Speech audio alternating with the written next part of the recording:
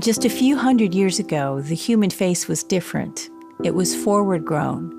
Her wide profile and large dental arches ensured straight teeth and room for her tongue. Most importantly, she had plenty of space behind her upper jaw so she could breathe through her nose with ease. The modern face has changed. From childhood, her dental arches are less developed, crowding her teeth and giving her less space for her tongue, which impacts her airway. Many believe this stems from a number of causes, such as allergies that affect breathing.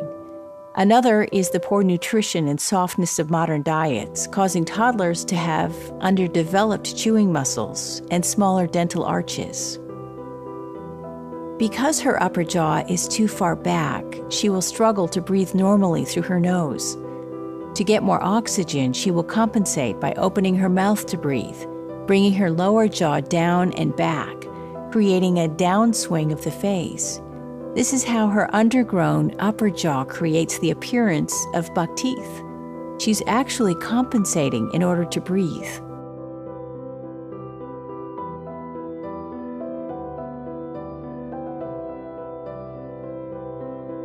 If not corrected, the problem carries into adulthood. Extractions were documented in the 1600s as a way to treat crowding. Although they are a quick fix, they don't treat the problem of underdeveloped arches and have been implicated in harming the facial profile, making them the subject of much debate even today. In the 1800s, orthodontists in favor of extraction were looking for more effective ways of pulling teeth back, and this is where the story of headgear starts. Not understanding the cause, those orthodontists believed in a myth that in buck-toothed children, the upper jaw was overgrown. They thought that if they restrained its growth with headgear, the lower jaw would catch up and the teeth would line up. Although studies done throughout much of the 1900s have shown otherwise, this myth became a part of the foundation of conventional orthodontics. First, studies have shown that headgear suppresses the growth of both jaws, causing them to grow down and back into the airway, creating a clockwise rotation of the lower third of the face.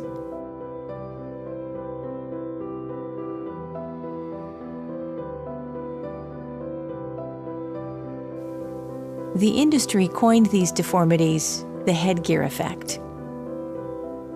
The growth changes caused by headgear carry on into adulthood.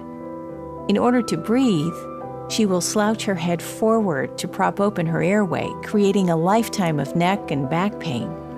This is the infamous forward head posture. A simple physics diagram shows that the growth-stunting forces of headgear pass right through the skull.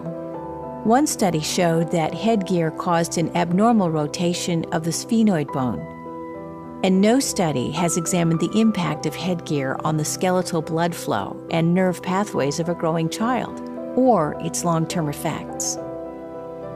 Having a healthy airway is crucial to the survival of life, and especially so during sleep.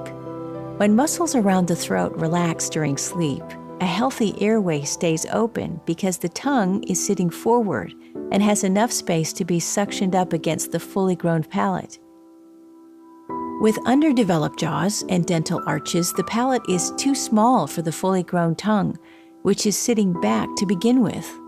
When she sleeps, her tongue does not suction, rather it falls back and cuts off her airway. This is obstructive sleep apnea. Like crooked teeth, it's a modern condition. However, it can reduce life expectancy. Not surprisingly, obstructive sleep apnea is marked by the same traits that describe the headgear effect. Both jaws are grown down and back, creating a clockwise rotation in the lower third of the face. If you have already been exposed to orthodontic treatment that caused the headgear effect, there are ways to reverse what happened. If your child wears a headgear or is exposed to an appliance or practice that retracts structures involving tongue space and the airway, his or her lifelong health may be in danger. There are plenty of alternatives to these practices, so make sure to get multiple opinions. The myth of the overgrown upper jaw that needs to be held back has long since been replaced with science. Science has shown that young children can be buck-toothed naturally, and that the lower jaw catches up over time with a fully developed upper jaw. Essential to this is nutrition, the use of chewing muscles early on in life, and good breathing habits. This means breathing through the nose with the mouth closed and the tongue resting up against the palate. Also, the practice of maxillary expansion has been shown for over a century to correct crooked teeth and improve nasal breathing space.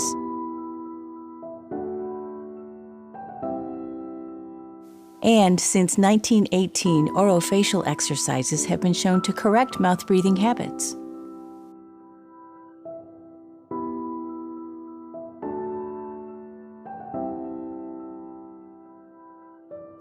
There are better ways. Right to Grow is an organization dedicated to ending the practice of orthodontic growth stunting.